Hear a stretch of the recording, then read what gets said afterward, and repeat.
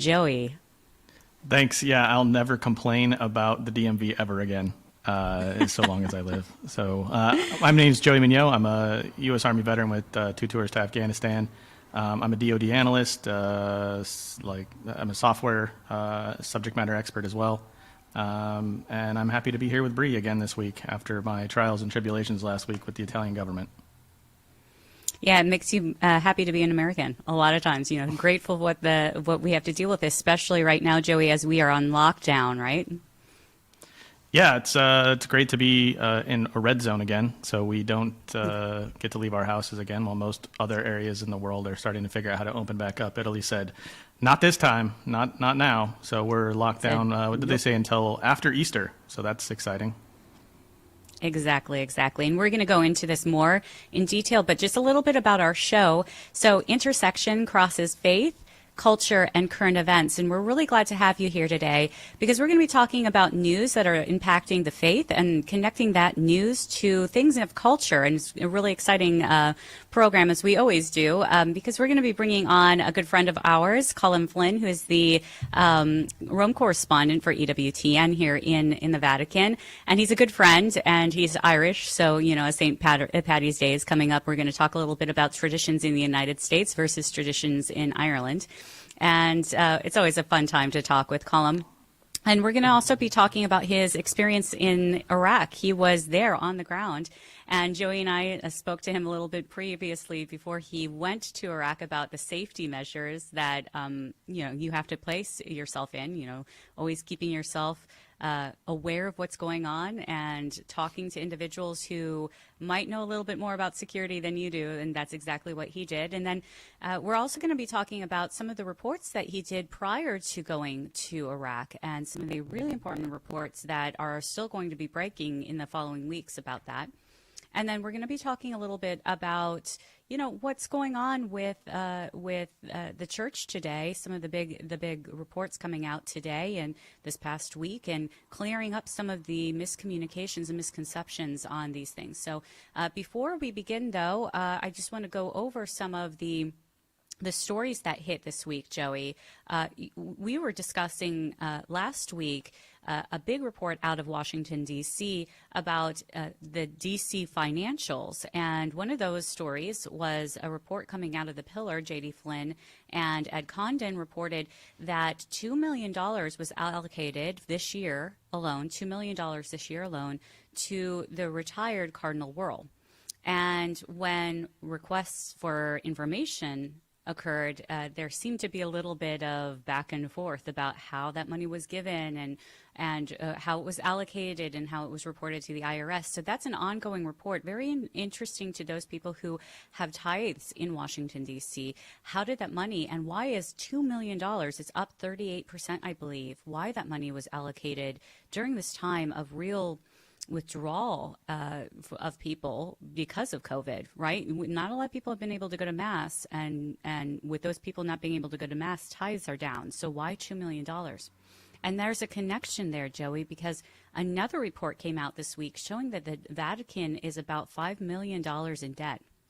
This is their new report, and it's for transparency. Pope Francis is really emphasizing transparency and financial transparency, especially with all the financial scandals in the last year. But it's a really interesting report that the Vatican is financially insolvent right now and really begging for tithes. So what are your thoughts on that? You are a convert to Catholicism, and you come in with eyes open. So what are your thoughts on that?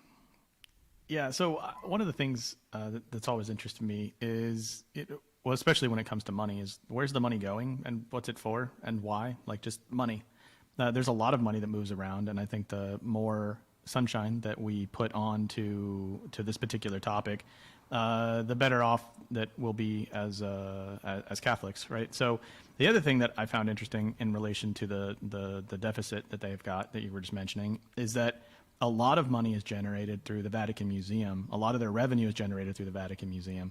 So part of the reason why they are so, I guess, cash flow negative is that there just aren't people here. The museums have been closed, so they can't generate revenue. And that's a significant portion of the money, which I didn't realize until I started looking into it and reading a little bit about it. But it's kind of interesting to think. You look at you think of restaurants, you think of all the other things that get impacted by continuous lockdowns that we mentioned a minute ago. And this is just one of the other things that's a big fallout. And there's a big impact from some of these things. I know that a lot of people out there, they haven't been working full shifts if they're lucky enough to be able to do smart working or teleworking. But many millions, tens of millions of people can't. And then just one more example, like all the people that happen to work at the Vatican museums, what are they doing right now? All because we have lockdowns and they're not the museums aren't open. So there's a continued economic impact that is pretty fascinating to me, and it's sad to hear that it's going to continue, and we don't know for how long. It was 15 days, and now we're a year and 15 days into 15 days. So. Right, it's right. pretty 15 days to slow the spread, right? And we are now nearly over a year of 15 days to slow the spread. So, here's the thing. Before we go to Colin, because Colin's jumping on right now. Before we go to Colin, I wanted to kind of switch to this because it also includes a financial aspect, and a big draw to a lot of pilgrims is St. Peter's. Right, every year and Europe has allowed for crossing borders and whatnot into Italy. So it's right now we're on lockdown, but there have been tourists, be it that there is a real, I would say, a real choking point coming into certain areas because of the different restrictions, but there have been some tourists coming from over in Europe, and now we have heard, and I broke this story. I was the first to get it, and I broke the story and also translated it into English very quickly on Friday.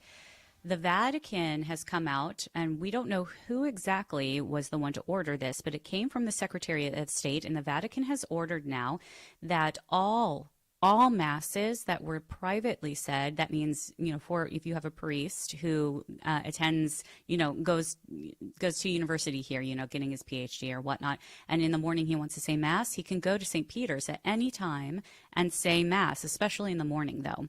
And you'd see them all coming in at 7 a.m. in the morning to celebrate Mass at the different altars around St. Peter's. So all of those types of masses, or if you had a group, for example, too, if you were on a pilgrimage and you had a priest there or a bishop there, you'd follow your bishop in, and then on a side altar, they would say Mass in the morning. All of those types of masses now, whether it's Novus Ordo or the traditional Latin Mass, have been told it's cease and desist. They are no longer going to be doing it starting the 22nd of this month.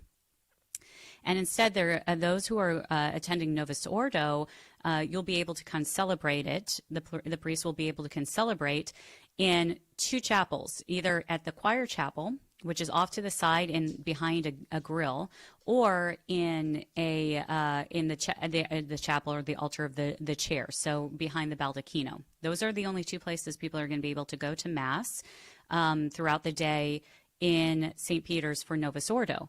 For those who want to attend the traditional Latin Mass, you'd be able to go to traditional Latin Mass 4 times a day in the morning, and same with the Novus Ordos, but 4 times a day in the morning in the Clementine Chapel, which is really special. It's actually a very difficult chapel before all of these changes to be able to go to, because it is the chapel closest to St. Peter's tomb.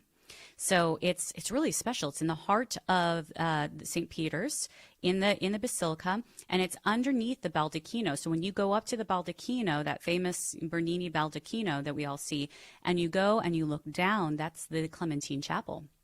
It's amazing. It's an amazing chapel. It's small, but there has been a lot of disinformation that has been pushed out. There have been people who've been saying that the Latin Mass has been banned. That is not the case, and it's directly in the message that the Latin Mass is going to be provided for. So please, please, please, when we deal with stories that are coming out of the Vatican, especially stories that have not yet been confirmed, and we haven't gotten any confirmation as of right now from the press office of the Holy See, they have not answered any inquiries that I know of. They have not answered mine, and they haven't answered others. We're bringing on Colin Flynn in a moment, who is the EWT EWTN correspondent, Rome correspondent, and maybe he also has heard to whether or not anybody has heard responses from the Vatican press office this morning, because this became a pretty big deal, because no one is able to tell who signed for this or if the Pope Francis knew about it. It's a pretty big deal. And so, this goes back to the whole idea of financial support, right? If priests aren't able to come with their pilgrims to St. Peter's, then, pilgrims are not going to pay to come to St. Peter's on tours. And then we're going to end up having more issues.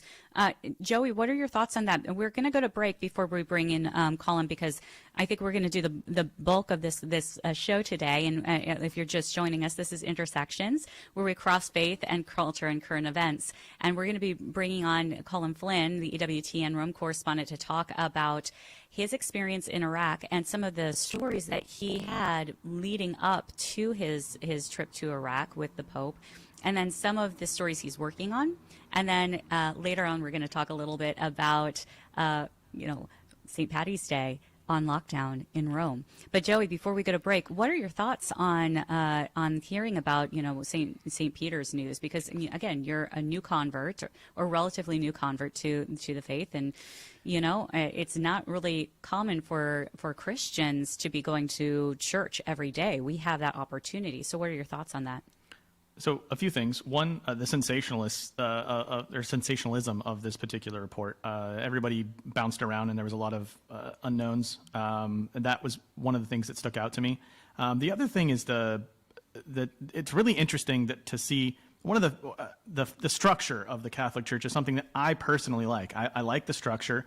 I like the organization and how things are supposed to work. So in this case, it feels like it all broke down, and I want to know why.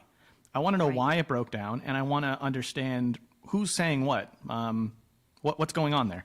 Those are the two things I'm curious about. On top of the whole rest of the story, why? Why is it like this, and why has it been so sensationalized by a lot of people? And the last thing that I found interesting is maybe the legality of this. Is it legal? Is it against canon law? Can they even do these things? Is this something that can be done? And I know Cardinal Burke had spoke about that. So those are the things I find interesting about it. Is it legal? Who said to do it? And why is there such miscommunication and kind of a lot of unknowns at this point, several days and a weekend later, about the issue in the first place? So those are the kind of the three big takeaways that I have as kind of a non-super involved person in this particular topic. But those are the things that I found rather interesting about it. So when we're coming back, we're going to be discussing crossing this over a recent trip that Pope Francis made to Iraq with EWTN Rome correspondent Colin Flynn, our good friend, all the way here in Rome. We really look forward to talking with you further and showing how this really impacts your day. And hopefully, if you have any questions, please ping us on social media. This is Bree Dail and Joey Meugniot for Intersections. We'll be right back.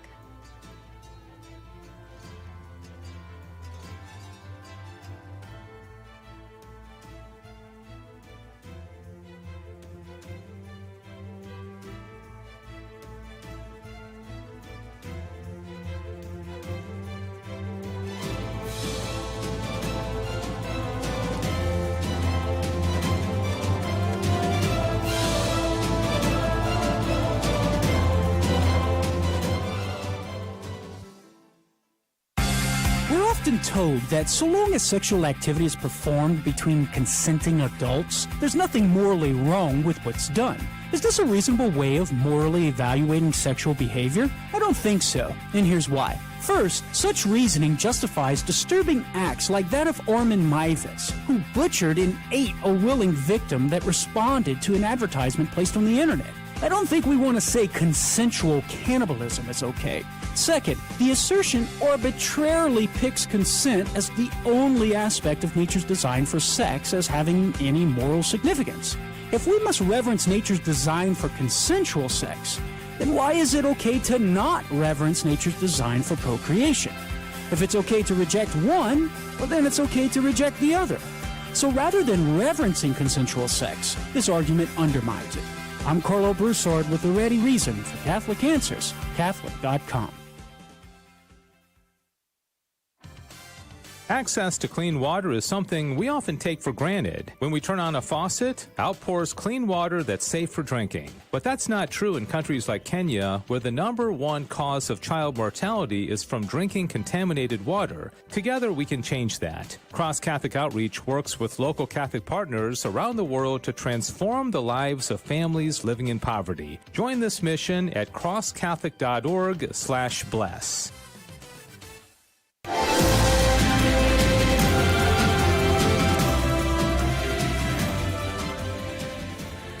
Welcome back. This is Intersections with Bree and Joey. We are joined now with our very good friend who is here all the way from Rome as well, Colin Flynn, EWTN Rome correspondent. Before we bring him on, however, I want to talk about one particular story that is breaking this morning. A new CDF document was just presented from the Vatican right before we came on air that has clarified that the Vatican no longer was going to answer any more questions with regards to the Church's power in blessing homosexual marriages. That is not going to take place. Homosexual marriages are not recognized in the Catholic Church, and the Congregation of the Doctrine of the Faith has come out specifically saying the Church has no power in giving blessings to same-sex unions. And the Pope, Pope Francis, has signed off on this. So this is breaking news here in Rome. For us now, we're going to go to Colin Flynn because Colin has just come back from Iraq. He had a really exciting 4-day trip. And Colin, if you can introduce yourself to viewers and also to listeners here on the radio this morning, we'd really appreciate that, Colin. Joe, Bree, thank you so much. Can you hear me loud and clear? First of all, I'll just check this with you. Thumbs up. Yes. Great. Well, you know what? When I've been listening to you talking there over the past 20 minutes, what great radio voices you both have. And to have me on your show, you're really bringing down the bar. So I appreciate it, guys. Thanks for having me on. Can you say that again? Because that accent that you have, is really difficult to go through, especially as we're heading here now towards St. Paddy's Day. Yes, by the way, you said introduce myself. My name is Colin Flynn. I'm from Ireland, and I'm the Rome correspondent for EWTN. I've been here for about 4 months, and I went on the papal trip with Pope Francis last week. And yes, to hit all the points you're mentioning, I'm getting ready for St. Patrick's Day in 2 days' time, even though this will be a St. Patrick's Day like no other because of the lockdown. But I'm sure we can still have fun. Oh, yes, I think we will have fun. Joey, I know that you had a lot of questions that I think will be really exciting to discuss because a lot of people have already interviewed Colin about his exciting trip to Iraq, but you had some questions that you wanted to ask. So I'm going to let you have the floor, Joey, and I'll see if I can break in when I can. Okay, awesome. So I know that everybody focused a lot on the trip and what he had to say, but I want, if you could, I want to walk through kind of chronologically, like what was it like for you to prepare going? What were the things, I know you did some stories before you left. What was it like, the preparation to, and expectations versus reality? What were some of the things you went in expecting that were different or changed? And just kind of walk us through your timeline there as you were getting ready to go and then leaving to go to Iraq. And by the way, before I answer your question, Joey, and great question, thank you. If you hear some clinking and banging in the background, that is my friend who's Irish, Patrick, and he's making a cup of tea in true Irish fashion. But to answer your question, it was my first ever papal flight, so I didn't really know what to expect. But before we went in it, we were told by lots of people who were good enough to offer their advice, this is what you do, this is what you don't do, and there are certain rules among the press on the plane. And then going to Iraq, I had never been to Iraq before. I'd never been to a country similar to Iraq. So all I thought about when I thought of the country were the images I'd seen on TV, very much the US narrative that I had like a sponge soaked up over the years of war, death, destruction, a dangerous land. Why would I ever want to visit there? To a certain extent, barbaric people. And when I went there, I found the people we met, it was completely the opposite from what I expected. Now, maybe I'm showing my naivety, Joe, because we were on a not presidential, we were on a papal visit, which is like a presidential visit because he is the head of Vatican City. So everything was mapped out for us. Everything was very much stage managed. We met a certain group of people who were very educated from Baghdad. You know, we didn't go out and get to experience real Iraq, into the country, into the rural parts. So people keep saying, what was your experience of the country? And I had a great experience, and the people we met were so welcoming. Was it representative of the whole country? Probably not, but I can only speak from the experience we had there. It blew away my expectations. It smashed all my preconceived notions, and it was one heck of a trip. Yeah, I mean, I've been to the Middle East a couple times, and it's always an interesting experience. It's always the people. So you get the narrative, and you are within a bubble. Even when I was in Afghanistan in what was essentially the green zone in Kabul, you have like a certain experience, and then when you actually get to meet the people, oftentimes you realize that it doesn't quite fit maybe the media narrative. And I know you. I was listening to you on Catholic Drive Time the other day, and you had said that there is the big bubble, but even in the big bubble, you managed to get outside the big bubble into a slightly maybe adjoining bubble to take pictures and meet people and sneak out. So what was that like when you were able to get out and talk and take pictures and meet with people? Is there anything or anyone that stands out to you, or anything that you really is a big takeaway for you? Yeah, and you're absolutely right, because for the first few days when we were there, we were really terrified because we had been told so much before you go, don't do this, do this. If this happens, you must react this way.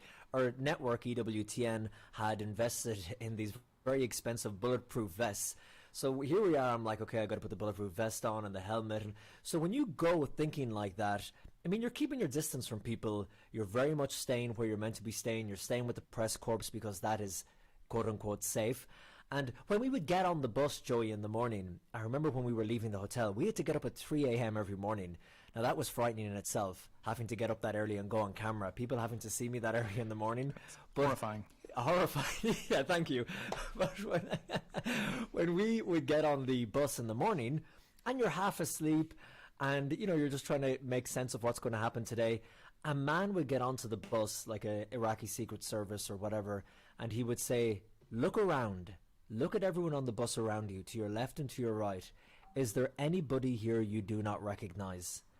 And that really set the tone for the day. You kind of wake up and go, oh wow, yeah, this is serious. There is a threat here. This is dangerous.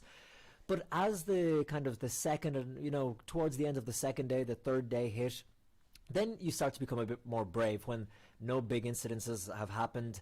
And it was when I was in the town of Coracwash, and it's the largest Catholic community, the largest Catholic church, and Pope Francis was inside. He was listening to the testimonies of ISIS survivors and people whose family members had been killed by ISIS. So after a little while, I went into the press room. There were all the press from all the networks sitting on their computers, typing away, watching a feed on a computer monitor. But I slipped out a side door where I wasn't really meant to, and I saw in front of me the papal car. Now, not the small, humble car that Pope Francis normally travels in. They gave him a top-of-the-range Mercedes-Benz for this trip.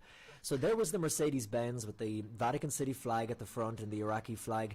And surrounding it were all these Iraqi military with the huge machine guns and ammunition. And it looked like grenades strapped to them. I could be wrong. You'd know better than me. But and there was kids playing. So I was standing there. I immediately knew, oh no, I'm going to get arrested. Again, my old thinking of Iraq kicked in when I saw the image of the security guards. One of them walked towards me. I start to kind of bumble, trying to explain myself why I should be there. And he holds out a tray with tea, and he gestures for me to take a cup of tea. And it was just a lovely, beautiful moment. The contrast of the reality of the situation, him outstretching a hand of welcome, and then my preconceived notions and ideas of like danger, the enemy. And we had a beautiful moment. I took a photograph and it went viral, and I think the Iraqi people really loved having that image go out there as a symbol of their welcome and their warmth. It seemed like everyone was pretty receptive to that too, the whole visit. And go ahead, Bree, go ahead.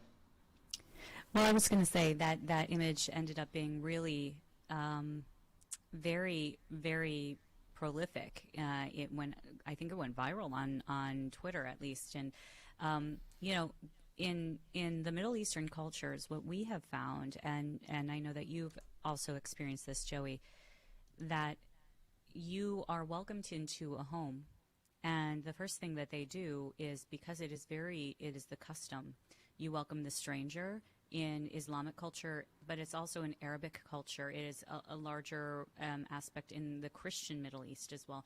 You welcome the stranger into your house, and the first thing that you provide them is either a glass of water or a cup of chai or their tea. And I'm not sure, did they make the tea very, very sweet? Was it regular or was it very, very sweet?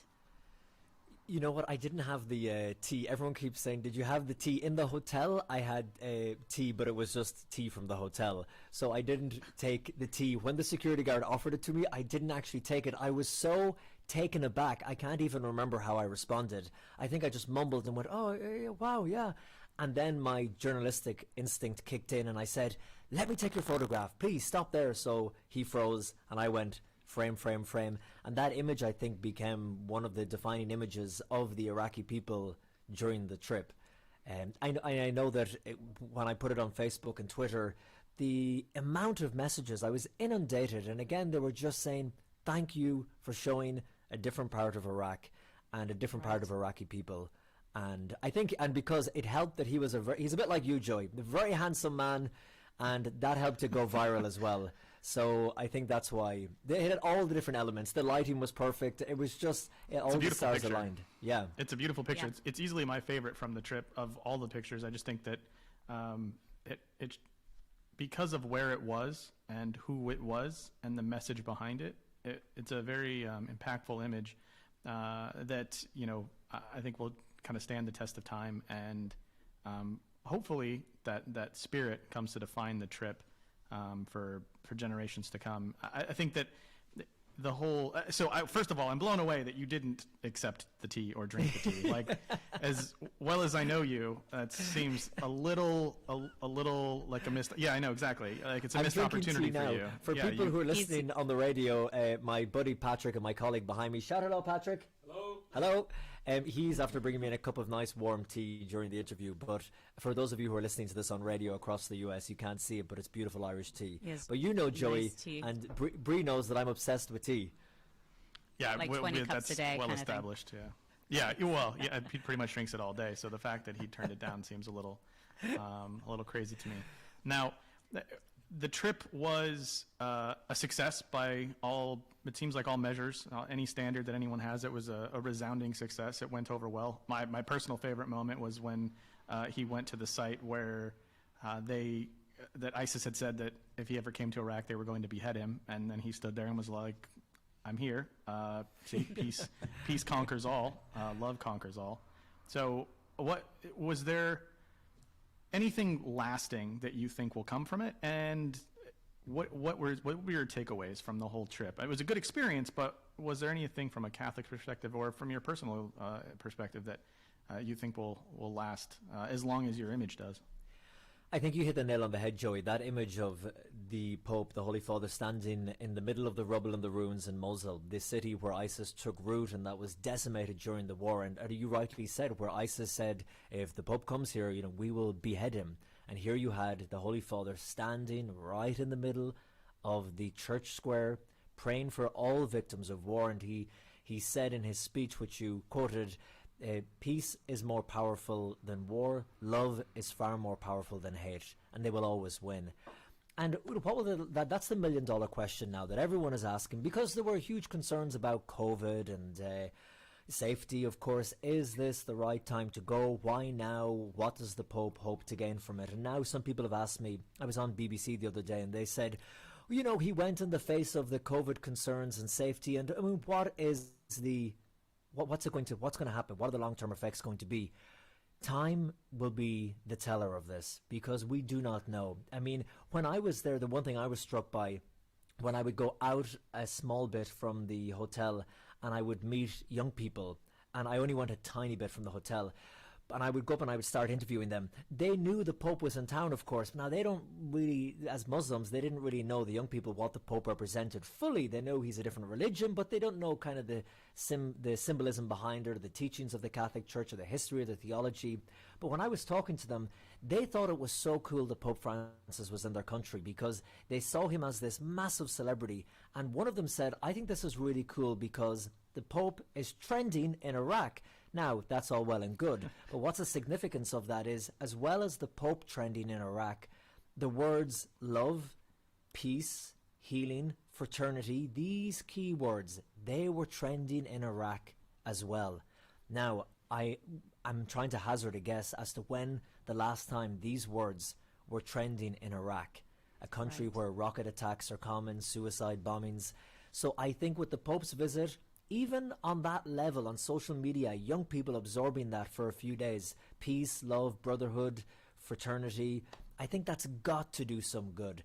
Again, we didn't go out to the rural areas. We didn't meet other parts of society. We met a certain stratus of society. Sure. Was his visit received by everyone equally as warmly? Probably not. Bree, I see you have a question there. Yeah, I actually wanted to, for those of you who are just joining us, this is Intersections with Bree and Joey, and we have a guest on today talking about, where stories and news from faith and culture and current events kind of meet with our show. And Colm Flynn is the EWTN Rome correspondent here. And, one of the things that I find really interesting is that you were talking about young people that you spoke to, Colm. Before you went to Iraq, you were actually able to interview a girl that I interviewed 2 years ago. And Hala is an amazing Christian from Mosul who at age 12 years old escaped with her family at night from Mosul because of ISIS. They left everything behind and they escaped. She ended up becoming the #1 student in her class, the only female, and graduating with honors, goes and is now at university studying dentistry. But there was something that she said that was really fascinating to me. And it was that in your interview, you asked her, how is this meeting with Pope Francis, how is this visit going to impact Iraq? Do you remember what she said? Yeah, and that was a great piece you did with her, by the way, and I'm very grateful, and so are EWTN, that you put us in touch with her and we did this beautiful video with her. But when I asked her at the end, what do you think will happen with Pope Francis's visit, she said, I think it will be nice for the country, it will be lovely when he's here, but then things will go back to normal. And it's sad to say, but on Facebook, 15,000 people from Iraq started following me on Facebook, an incredible amount. And there was such a euphoria around the visit. But I've noticed in the past 48 hours, some people have been sending articles of violence creeping back in again, more persecution that's happening. And they're saying, please, can you come and do a story on this or shine a light on that? So, I mean, I'm not living in a fairy tale land. I don't think that the Pope's visit will have solved all the problems all of a sudden. I think it will take a lot longer to get to the root of the persecution. I just hope that his meeting with Ali al-Sistani, the words that he said that were wall-to-wall live coverage on all the main Iraqi TV channels and news channels across the Arabic world, I hope they have some impact. Will it change all hearts? Of course not. But will it change some hearts? You hope it will. Yes, and the visual was amazing, just to see the Pope there, as we were saying earlier, standing in a place where ISIS had said if he would be there, they would martyr him, they would behead him, and here he was standing tall saying, no, we believe in peace and in reconciliation and in dialogue and continuous dialogue. But dialogue also means that the other side has to listen and input as well. And that is the big thing I think a lot of people are saying right now, including the Yazidis. Now, this is a story that has not yet to break on EWTN. We don't know when it's going to. But you did sit down with a group, a leader of the Yazidis from Iraq, who is here in the United States. Now, I did a piece for Epoch Times breaking this story, and the Vatican has yet to get back to me to whether or not the Pope was able to get a letter. We spoke about this a few weeks ago online, but for those of people who are just joining us for the first time, the Yazidis from Iraq and the religious leader, they are mostly Zoroastrian, which is a very ancient religion in the Middle East. But the Yazidis asked Pope Francis to advocate on their behalf for a status under the UN. And that status was that they would be considered indigenous people and receive rights as such under the UN Constitution. And the second thing that they asked was that their mountain, which is their holy mountain, would be considered a preserve. And that preserve would then be recognized and protected by the UN, as they're doing in, say, in the Amazon. And the third thing that they asked is they actually invited him to come to the mountain. Now, he wasn't able to do that. Obviously, his schedule had been set. But could you tell me a little bit about, did you hear anything about this report or hear anything? I know that the Pope Francis did meet and greet and speak out for the Yazidis. But have you been in touch with the Yazidi leader that you have interviewed and I have interviewed? And, what was your take on your interview? Yes, a few updates on that, Bree. Another great story that you covered and you generously passed on to us at EWTN. But when we went to the plain of Ur, which was the birthplace of Abraham, the father of the three main monotheistic religions, there the Holy Father met with representatives from the Muslim community, and he also spoke about, and I believe he met someone from the Yazidi community there as well. But this person that we interviewed, of course, has suffered great persecution, driven out of his home. He's now here in Italy. And the interview we did with him is, I was told this morning, being edited at the moment to be broadcast in a few days on Vaticano. Wow. So they're doing that in light of the announcement that was made today. I'm not going to speak on something I don't have all the details, because I know the production team are in the office right now working on that and putting it together. But I got a call from the producer, Alexei, this morning. He said the Yazidi interview has been cut. It's been broadcast next week on EWTN. Something for people to watch as well. I mean, I would actually recommend people going to EWTN's YouTube site, clicking on the interview with Hala, and clicking on many of the interviews, not just Hala, but many of the interviews that were leading up to Iraq that Colm did. Colm, you interviewed the Archbishop, correct, or Cardinal from Iraq. We interviewed the Archbishop Warda, and he spoke all about the preparations and the serious security concerns. And then Cardinal Filoni we interviewed, and Cardinal Filoni spent, I forget how many years, but he was the papal nuncio in Iraq during the war, and he was there when Saddam Hussein was there. He told me he never met Saddam Hussein, but they were in contact through messengers, and Saddam Hussein, he claims, would often look for his advice and ask for help on different situations, etc., etc. And Bree, I see you're cutting in with something. Yeah, there? yeah. I want to bring it up because a lot of people don't know. Even though Saddam Hussein, here in the United States, rather, really was seen as a bad actor. Many of the dictators in the Middle East are seen as that as well. But he was a minority in Iraq. Joey, jump in. He was Sunni, right? Or was he Shia? Do you remember? I don't remember, but give me a second and I'll let you know. Yeah, he's going to look at, I think he was Sunni. Joey's going to look that up. But you know what the interesting thing, Bree, and sorry to cut across you, is that when we were there, one person I interviewed on the ground in, I think it was Baghdad, we were talking about that, and I said I was surprised at what Cardinal Filoni said about Saddam Hussein. And he was speaking in a way that I'd never heard someone speak about Saddam Hussein before. And the person said, Colm, it's so complex here in Iraq. You've got to remember, as bad as Saddam Hussein was, when Saddam Hussein was here, there was Saddam Hussein. He said, now we've got 100 Saddam Husseins all over the country with their own militaries, with their own checkpoints, and it is much worse. And it is, you would need a lifetime. And this is why I'm always reluctant to do interviews about the trip. I can talk about it at a very small, certain level. Yeah. But again, when I was on BBC the other day, they were saying, so what's your impression of the country and what's this? As if after 3 days in Iraq, I'm an expert now in geopolitics, Islam. Yes, and that is something that I think we're about 3 minutes to our break. And if you're just joining us, this is Intersections with Bree and Joey, where faith and culture and current events meet. We are speaking to the EWTN Rome correspondent here, Colm Flynn, and that is something that I keep trying to push on social media, on in my work.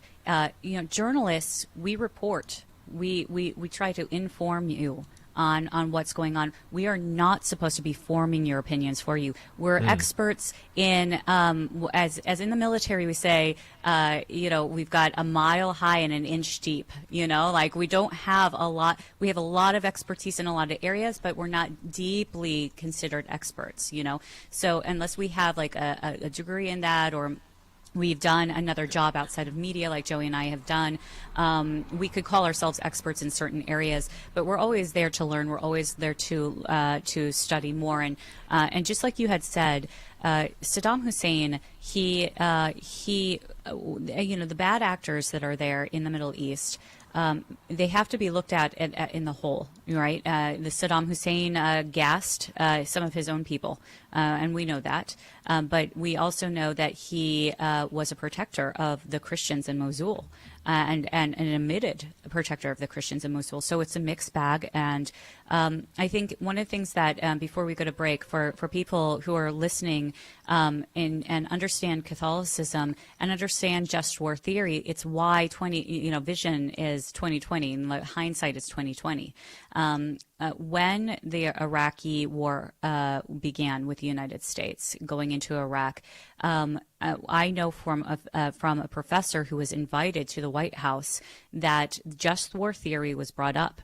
And it's a complicated situation, but within St. Thomas Aquinas's just war theory, he says it is right when there is a dictator, an unjust ruler, to take out that unjust ruler for the good of the people, but you can only do so if a form of government is already established to take that place. And I think that's something that we need to kind of think about. We're going to break on a solemn note, but when we return, we're going to talk a little bit on a higher note with Colin Flynn about St. Patty's Day on lockdown here in Rome. Please join us when we return. This is Intersections with Joey, Bree, and Colin Flynn. Take care.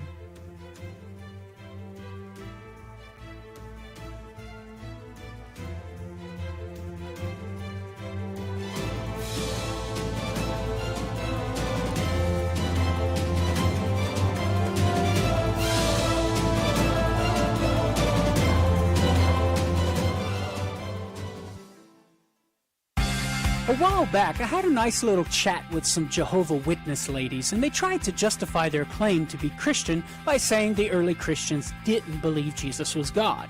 Is this true? Well, of course not. Let me share a few examples. Take John 1:1, where John describes Jesus as the Word and writes the Word was God.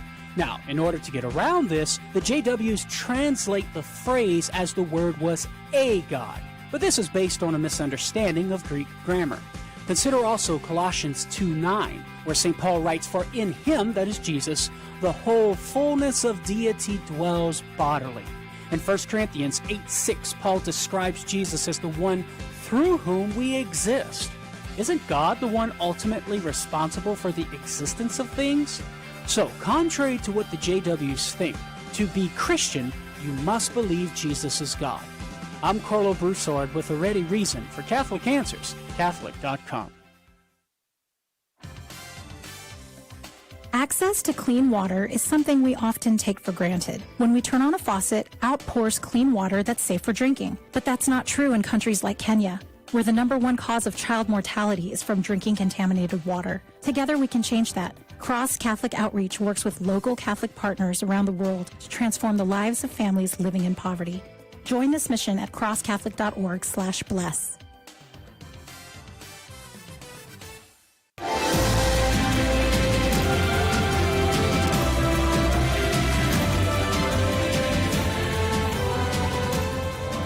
Welcome back to Intersections with Bree Dail and Joey Meugniot. We are joined today with EWTN's Rome correspondent, Colin Flynn. Colin, we are neighbors and soon to be maybe even closer neighbors. And we had a little get-together right before the Rome curfew, which is 10 p.m.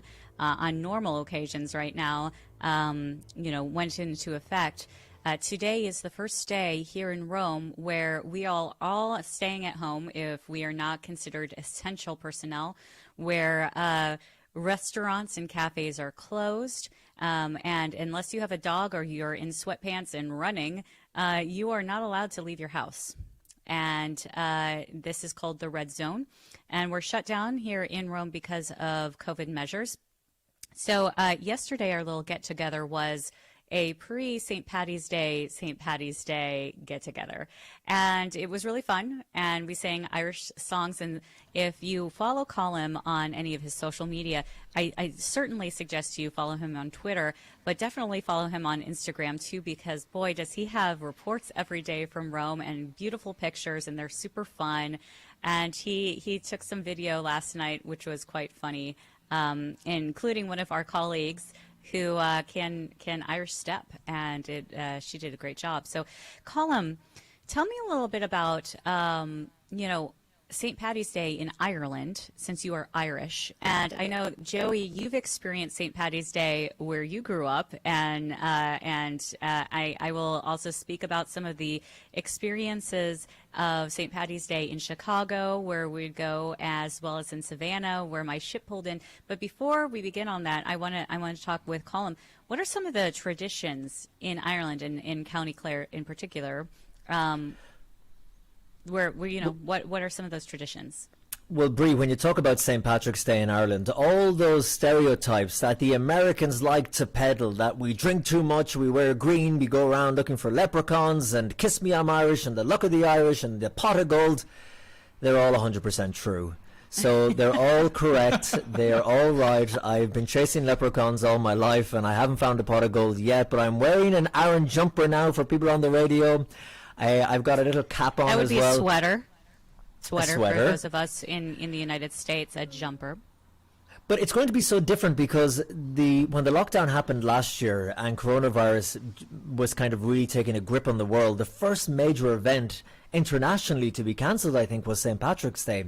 Because I remember we were meant to be covering it for ABC television in the US. I was going to go to Boston, and I had done that the year before. We covered it live for ABC across coast to coast, and it was just crazy. It was bonkers. And I was so looking forward to it.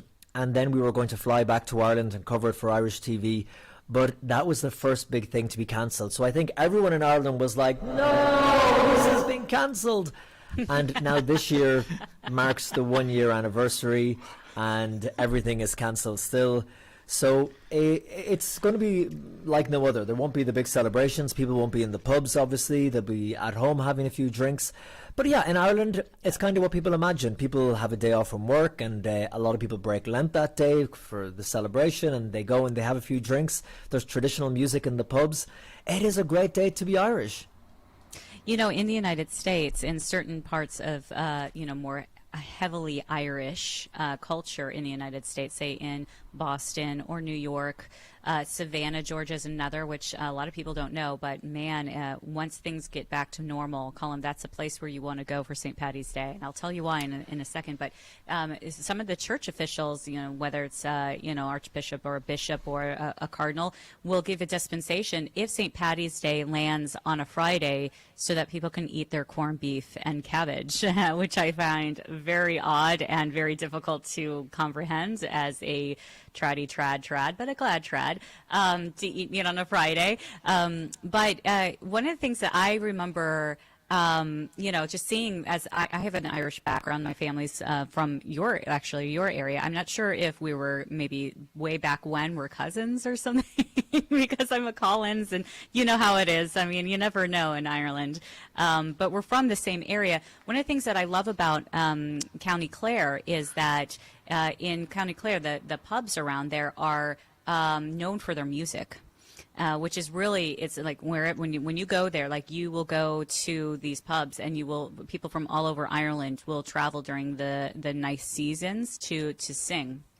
And I mean, you grew up there, so would you just go to the pub every day just to listen to music, or what's that kind of like? Yeah, Bree, from the age of 12, I was going to the pub every day after school to do my homework and having a pint of Guinness. No, you're right. County Clare, I'm biased because I'm from Clare. Thank you, Joy, explains a lot. But like the US, Ireland is split into counties, not states. So we've 32 counties. And each one has its unique charm and accent and something going for it. But County Clare, where I'm from, is in the middle of the West Coast, so the Midwest. We have, when you think of Ireland, you think of those beautiful cliffs, the Cliffs of Moher. We have the Cliffs of Moher. We have the Burn, which is this lovely stone landscape. We have Ennis, which is the biggest town where I am from. Narrow streets. We have beautiful ancient abbeys and cathedrals. And we have the best music. County Clare is known for the best traditional music, great food. So on St. Patrick's Day, I remember we would go to Mass, of course. After Mass, we would have a little parade in the town. I was in the parade a few years, doing different things with the school. My dad had a float in the parade once. And then after that, we'd go to the local pub.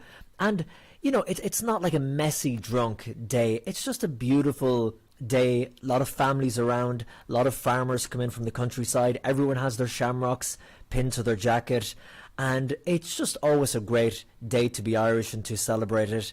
And then, you know, in Dublin, you do get the messy drunks because all the tourists come in. I remember I covered it for television once in Dublin, and it was just bedlam. I mean, you think about Iraq being dangerous, you go to Dublin on St. Patrick's Day and you go through Temple Bar. That's messy.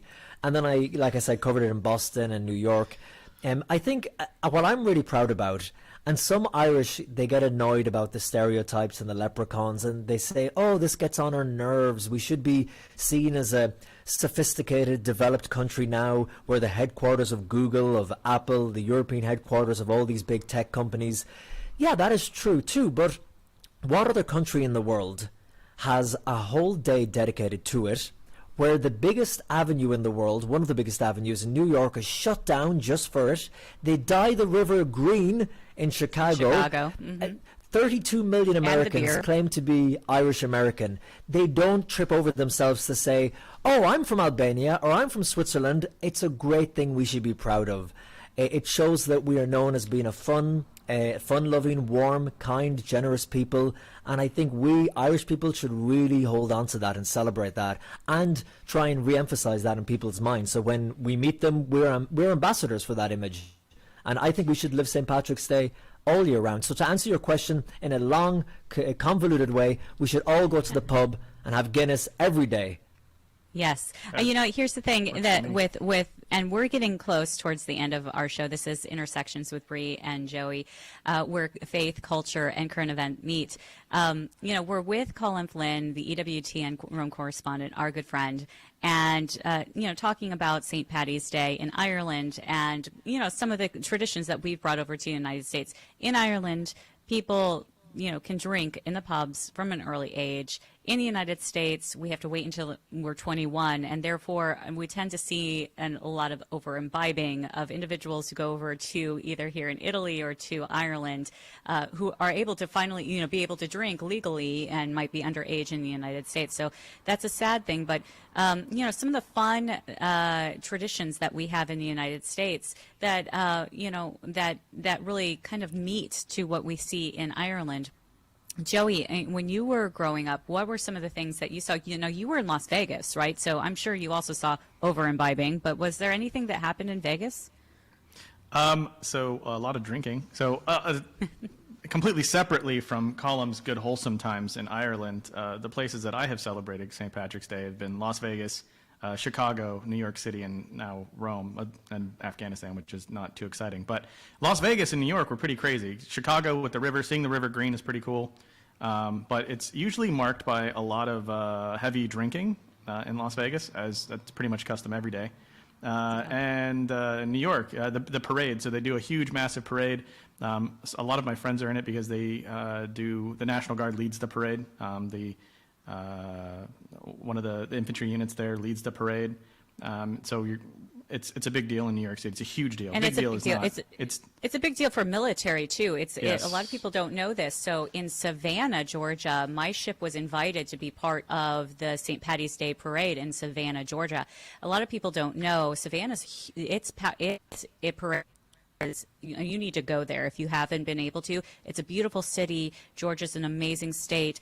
And then it is tradition in Savannah for the girls to wear really bright lipstick and then run up to those who are in the military, who are in the parade, and give them a kiss for good luck on their cheeks. So you end up seeing all of like the military guys filled with their like beautiful uniforms, usually in their whites because it's summer. For those of us who are from the Navy side, they're all in their nice choker whites or their shore whites, and they're walking down in this parade, and they're covered with kisses from the different girls who would burst through the parade. But I mean it's an amazing time.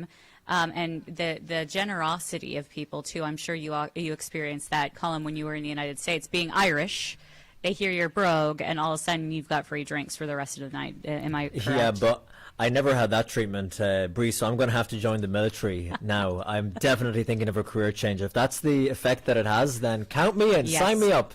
I pledge allegiance. Yeah, that's the thing that Colin touched on, and I know we're running out of time here, but one of the big things for me is that the ambassadorship, right? So it's an opportunity to be an ambassador for Ireland, and Colin is an amazing ambassador for his country, and especially living outside of your own home country, that is a big deal too. So. And we're really it's grateful important for you to come join us on this show today. This is the end of the show, folks, but you can find us every week at this time.